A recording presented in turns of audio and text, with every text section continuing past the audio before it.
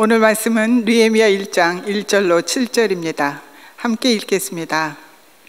아닥사스다 왕 제20년 기슬르월에 내가 수상궁에 있는데 내 형제들 가운데 하나인 하나니가 두어 사람과 함께 유다에서 내게 이르렀기로 내가 그 사로잡힘을 면하고 남아있는 유다와 예루살렘 사람들의 형편을 물은즉 그들이 내게 이르되 사로잡힘을 면하고 남아있는 자들이 그 지방 거기에서 큰 환난을 당하고 능력을 받으며 예루살렘 성은 허물어지고 성문들은 불탔다 하는지라. 내가 이 말을 듣고 앉아서 울고 수일 동안 슬퍼하며 하늘의 하나님 앞에 금식하며 기도하여 이르되 하늘의 하나님 여호와 크고 두려우신 하나님이여 주를 사랑하고 주의 계명을 지키는 자에게 언약을 지키시며 긍휼을 베푸시는 주여 간구하나이다. 이제 종이 주의 종들인 이스라엘 자손을 위하여 주야로 기도하며 우리 이스라엘 자손이 주께 범죄한 죄들을 자복하오니 주는 귀를 기울이시며 눈을 여시사 종의 기도를 들으시옵소서. 나와 내 아버지의 집이 범죄하여 주를 향하여 크게 악을 행하여 주께서 주의 종 모세에게 명령하신 계명과 율례와 규례를 지키지 아니하였나이다. 아멘. 기도하겠습니다. 좋으신 하나님 아버지 감사합니다. 우리를 사랑하시되 죽기까지 사랑하신 그 하나님의 사랑이 오늘 이 아침에 저희와 함께하여 주시기를 간구하며 기도합니다. 부족한 저희들 하나님께서 이 시간에 기억하여 주셔서 저희 아픈 마음, 상한 마음, 고통받는 마음들을 하나님께서 이 시간에 싸매어 주시고 회복시켜 주시기를 간절히 기도하며 우리 주 예수 그리스도의 이름으로 기도합니다. 아멘. 진정되나 하던 코로나가 다시 기승을 부리는 사태로 미국 본토에서는 또다시 락다운 사태가 벌어지고 있습니다. 교회의 문이 다시 닫히고 이제 자유로운 생활로 돌아가려던 사람들의 발과 마음이 다시 주저앉게 됩니다. 이 사태를 보며 느헤미야가 생각났습니다.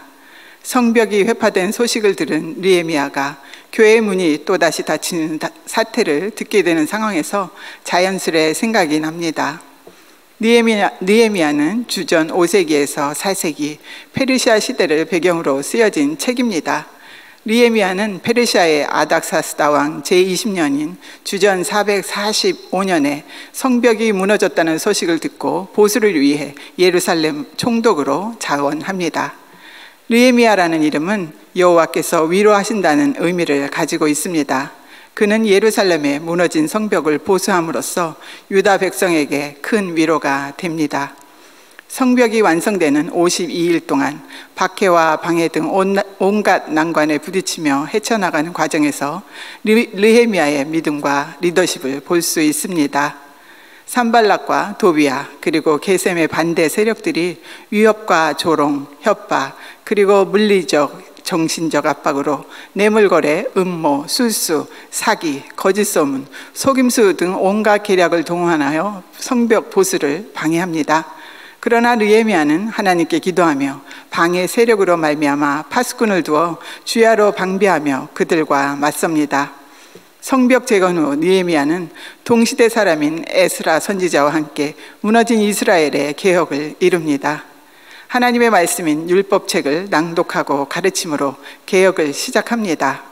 백성들은 율법에 따라 이방 여인과 혼인하지 않고 안식일과 안식년을 지키기로 결단하고 성전세를 내며 제단에 사용할 나무를 바치는 등 언약을 갱신하며 헌신을 다짐합니다. 느헤미야는 총독 생활 12년을 마치고 바벨론으로 돌아갔다가 다시 예루살렘으로 돌아옵니다. 돌아온 느헤미야는 백성들의 언약을 제대로 지키지 않고 안식일을 어기며 성전을 더럽히고 레위인들을 돌보지 않으며 이방인과 혼인하는 등의 모습들을 발견하고 재개혁을 단행하며 느헤미야는 끝이 납니다. 13장으로 이뤄진 짧은 책인 느헤미야서는 지금의 시대를 반영하는 책 같아 많은 생각을 하게 합니다. 느헤미야서는 지도자로서의 진정한 리더십과 하나님을 향한 진실한 마음 등 영적인 원리들을 잘 보여줍니다. 그러나 저는 느헤미야서를 다시 보며 한 문장에 마음이 찔렸습니다. 내가 이 말을 듣고 앉아서 울고 수일 동안 슬퍼하며 하늘의 하나님 앞에 금식하며 기도하여 라는 1장 4절의 말씀입니다. 무너진 성벽의 말을 듣고 앉아서 오는 느헤미야가 마음에 그려졌습니다. 성이 파괴된 것을 들은 느헤미야의 슬픈 마음이 느껴졌습니다. 느헤미야는 유다의 멸망으로 페르시아 이방 나라에서 왕의 술관원이라는 고위 관직까지 오른 사람입니다. 그러나 그는 늘 예루살렘을 마음에 품고 살고 있었음을 알 수 있습니다. 본문 2절을 보면 자신의 형제와 유다에서 온 사람들을 만나자 우선으로 예루살렘의 형편을 묻습니다. 그리고 예루살렘 성이 허물어지고 성문들이 불탔다는 소식을 듣게 됩니다. 이 소식을 들은 느헤미야는 모든 것을 내려놓고 앉아서 수일 동안을 슬퍼하며 울며 금식하며 하나님께 기도합니다. 이 모습에서 그가 얼마나 하나님을 생각하는 사람인가를 알 수 있습니다. 느헤미야는 금식하고 기도하며 예루살렘 성벽을 재건할 마음을 먹고 계획을 세웁니다. 그리고 기도로 준비하고 계획하여 왕의 허락을 받아 성벽을 재건하기 위해 그는 예루살렘으로 떠납니다.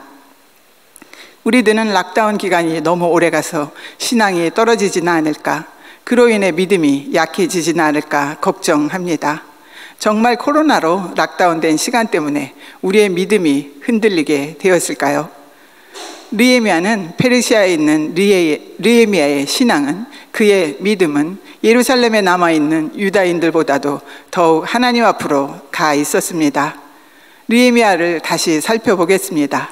느헤미야는 예루살렘 성벽이 회파된 소식을 듣습니다. 그런데 그 소식은 느헤미야가 먼저 유다에서 온 사람들에게 예루살렘의 형편을 물어봄으로 듣게 된 것입니다.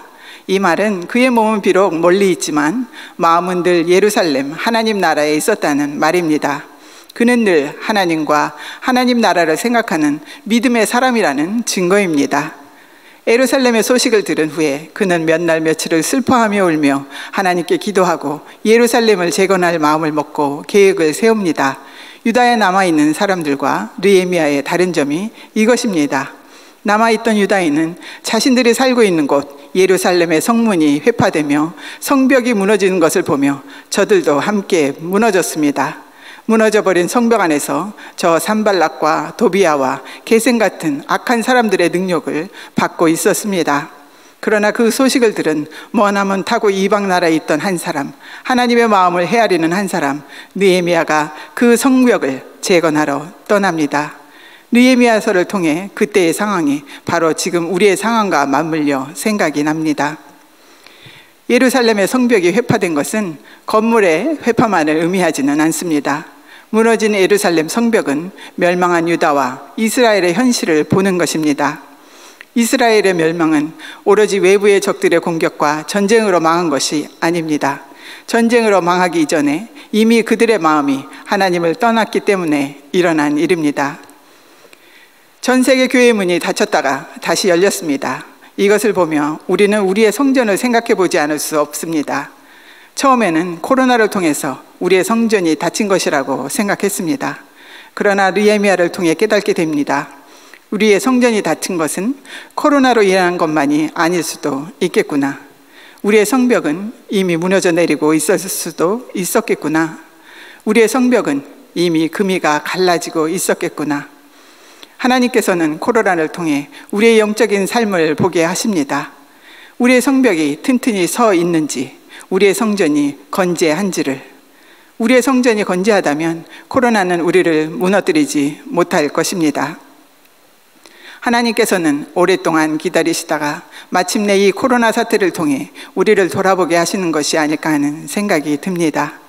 만약 우리의 성벽이 회파되었다면, 우리의 성문이 무너졌다면 이것을 보게 하시는 건 하나님의 은혜입니다. 우리를 향한 하나님의 사랑입니다.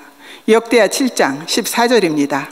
내 이름으로 일컫는 내 백성이 그들의 악한 길에서 떠나 스스로 낮추고 기도하여 내 얼굴을 찾으면 내가 하늘에서 듣고 그들의 죄를 사하고 그들의 땅을 고칠지라. 에레미야 32장 38절 이하를 보겠습니다. 그들은 내 백성이 되겠고 나는 그들의 하나님이 될 것이며 내가 그들에게 한 마음과 한 길을 주어 자기들과 자기 후손의 복을 위하여 항상 나를 경외하게 하고 내가 그들에게 복을 주기 위하여 그들을 떠나지 아니하리라 하는 영원한 언약을 그들에게 세우고 나를 경외함을 그들의 마음에 두어 나를 떠나지 않게 하고 내가 기쁨으로 그들에게 복을 주되 분명히 나의 마음과 정성을 다하여 그들을 이 땅에 심으리라. 여호와께서 이같이 말씀하시니라. 내가 이 백성에게 이른 큰 재앙을 내린 것 같이 허락한 모든 복을 그들에게 내리리라. 에레미야 30장 22절입니다. 너희는 내 백성이 되겠고 나는 너희들의 하나님이 되리라. 아멘. 백성이 나를 떠나 돌아섰지만 나는 저들을 싸매리라. 나는 저들을 회복하리라는 하나님의 마음을 구약을 통해 끊임없이 말씀하시는 하나님께서 오늘 느헤미야서를 통해 우리에게 말씀하시는 사랑의 메시지입니다. 성벽을 재건하려는 느헤미야를 죽이려 끊임없이 노리는 저 산발락과 도비야, 게셈의 외부 세력들을 물리치는 작업이 얼마나 어려웠는지는 느헤미야는 많은 부분을 통해 말하고 있습니다. 느헤미야가 이룩한 성벽 재건은 한 손으로 창과 활과 칼을 들고 한 손으로 일하면서 세운 것입니다. 호시탐탐 노리는 적들로 인해 주야로 파수꾼을 세워 망을 보며 이룩한 것입니다.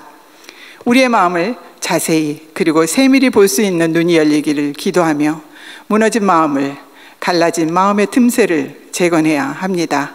우리의 마음이 언제부터 갈라지기 시작했는지, 우리의 마음이 언제 무너져 내렸는지는 그리 중요하지 않습니다. 중요한 것은 어떤 것에서 우리의 마음이 무너지는지를 볼 수 있는 것이 중요합니다. 그 무너진 곳에서 우리는 다시 세움을 입어야 합니다. 우리의 불안한 경제, 불안한 환경, 병든 몸, 병든 마음이 학벌, 직장, 일터가, 자존심이 우리의 마음을 무너뜨리는 것은 아닌지 무너진 것을 볼 수 있는 은혜가 함께하기를 소원합니다. 그리고 이제 우리는 일어서야 합니다. 느헤미야를 따라 성전을 재건해야 합니다. 성전 재건이 그리 쉽지 않을 수도 있습니다.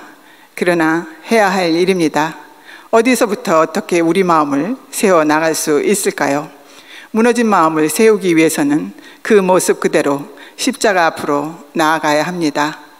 십자가 앞으로 나아간다는 뜻이 도대체 무슨 의미일까요? 저는 십자가 목걸이를 걸고 다닙니다. 그리고 모든 교회에는 십자가가 있습니다. 이것이 십자가일까요?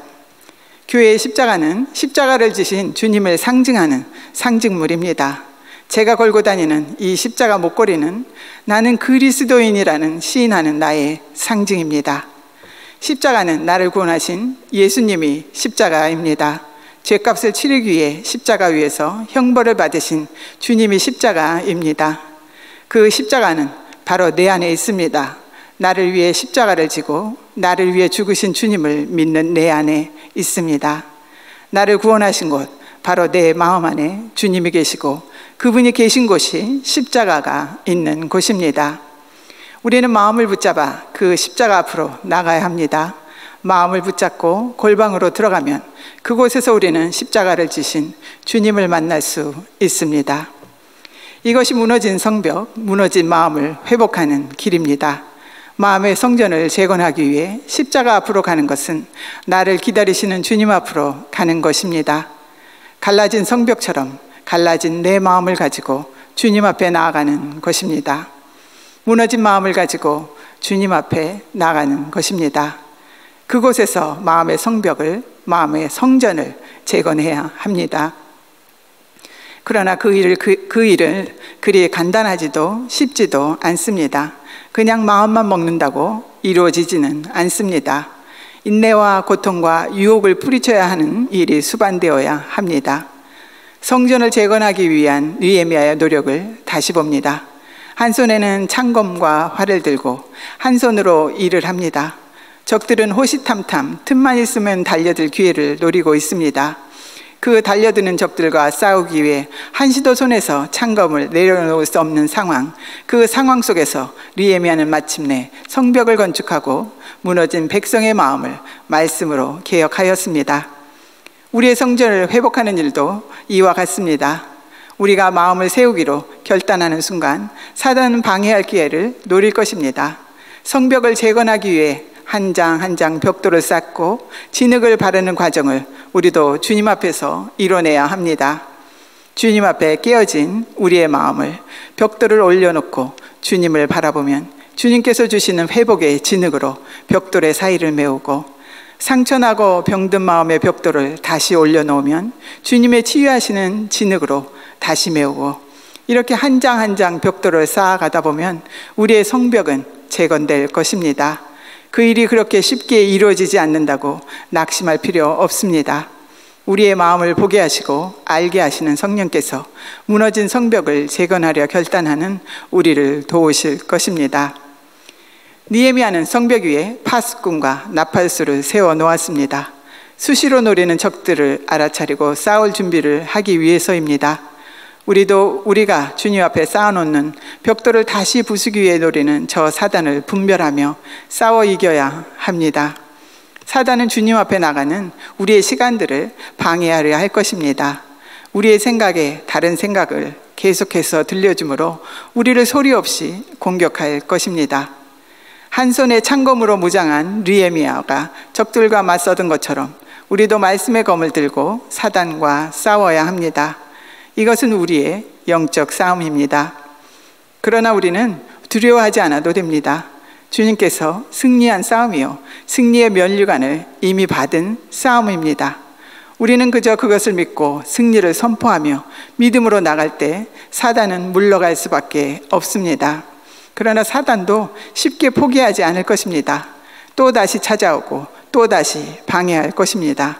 저 산발랏이 느헤미야를 끝까지 괴롭히는 것처럼 방해할 것입니다. 그때마다 우리는 말씀의 검을 사용해 승리할 수 있습니다. 그리고 우리 마음 깊은 곳 지성소에서 주님을 만날 수 있습니다. 이곳에서 우리의 무너진 마음이 회복될 것입니다. 이렇게 사단과 싸우며 우리는 우리의 무너진 성벽을 다시 쌓아 올려야 합니다. 그러나 기억할 것은 그것은 그렇게 단시간에 이루어지지 않을 수 있다는 것입니다.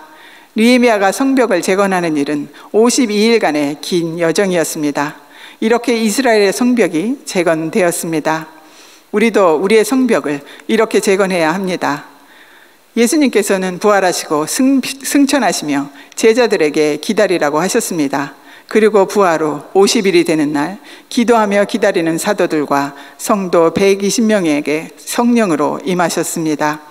바람 같은 성령으로, 불 같은 성령으로 임하셔서 사도들이 사도되게 하시고 성도가 성도되게 하셨습니다. 우리도 우리의 성벽을 재건하는 그날에 주님께서 우리에게 다시 성령으로 충만하게 부어주실 것입니다. 바람 같은 성령으로, 불 같은 성령으로 우리를 새롭게 하시고 위로해 주실 것입니다. 이 모든 일들을 어디서 할 수 있을까요? 마음의 성전을 재건하는 일이니 혼자서 할 수 있는 일인가요? 느헤미야서 3장 2절입니다. 그 다음은 여리고 사람들이 건축하였고 또 그 다음은 이므리의 아들 삭굴이. 이렇게 느헤미야 3장은 끊임없이 그 다음은 또 그 다음은 이라는 단어가 계속적으로 반복됩니다. 어느 한 사람이 아닌 모두가 하나가 되어 모두가 합심하여 이뤄낸 것입니다. 그렇게 모든 사람들이 자신의 몫을 감당한 것입니다. 우리의 마음의 전을 재건하는 것도 이와 같습니다. 맡겨주신 분량대로 자신의 몫을 감당하며 믿음의 간을 튼튼히 만들고 각자의 골방으로 들어가 무너진 마음을 재건하고 재건된 마음으로 연약한 지체를 도와 세워나가는 것입니다. 그래야만이 사단의 공격을 방어하고, 그래야만이 예배가 회복되고, 그래야만이 우리의 기도가 살아납니다. 이 모든 일을 우리는 혼자서 할 수 없습니다. 하나님께서는 느헤미야를 통해 무너진 성벽을 재건하시고 예배를 회복하셨습니다. 이제 우리도 우리의 예배를 회복해야 합니다. 말씀을 마치겠습니다. 우리는 느헤미야가 되어야 합니다. 무너진 마음을 일으켜 세워야 합니다. 무너진 마음이 회복되면 믿음이 회복됩니다. 믿음이 회복되면 신앙이 회복됩니다. 신앙이 회복되면 가정이 회복됩니다. 가정이 회복되면 교회가 회복됩니다. 교회가 회복되면 나라가 회복됩니다. 나라가 회복되면 하나님의 나라가 이 땅 위에 이루어집니다. 하나님의 나라가 이 온 땅 위에 이루어지면 주님이 오실 것입니다. 기도하겠습니다. 기도 제목 드리겠습니다. 오늘 우리 마음을 들여다볼 수 있도록 성령께서 우리에게 은혜를 베풀어 주시도록 기도하면 좋겠습니다. 우리의 상한 마음, 우리의 깨어진 마음을 주님의 은혜로 채워주시기를 기도하면 좋겠습니다. 우리의 마음이 주님으로 든든히 세워질 수 있도록 기도하면 좋겠습니다. 우리가 합심해서 교회와 나라와 열방을 위해서 기도하면 좋겠습니다. 그리고 저희 교회에 아프신 분들이 계십니다. 병원에 계신 분도 계시고 집에 계시는 분도 계십니다. 병드신 분들을 위해서 기도해 주시고 노약자들을 위해서 기도해 주시면 좋겠습니다. 기도합니다. 좋으신 하나님 아버지, 고맙고 감사합니다.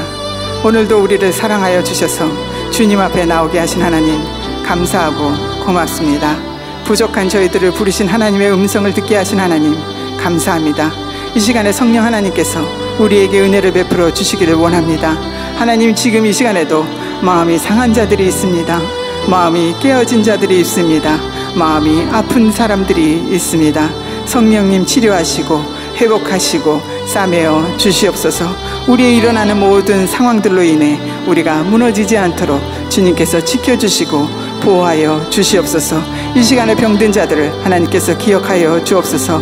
병원에 계신 분들, 집안에 계신 분들 하나님께서 치료하여 주시기를 간절히 기도합니다. 우리의 기도로 하나님, 우리의 나라, 하나님의 나라가 이 땅에 이루어질 수 있도록 기도하는 저희들 위해 하나님의 능력으로 세워 주시옵소서.